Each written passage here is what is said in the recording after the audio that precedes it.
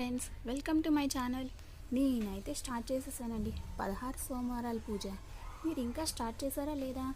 ఈ సోమవారం నేనైతే స్టార్ట్ చేశానండి. మొదటి వారం చేసుకున్నాను. చాలా బాగా అనిపించిందండి. పాజిటివ్ ఎనర్జీ చూడండి.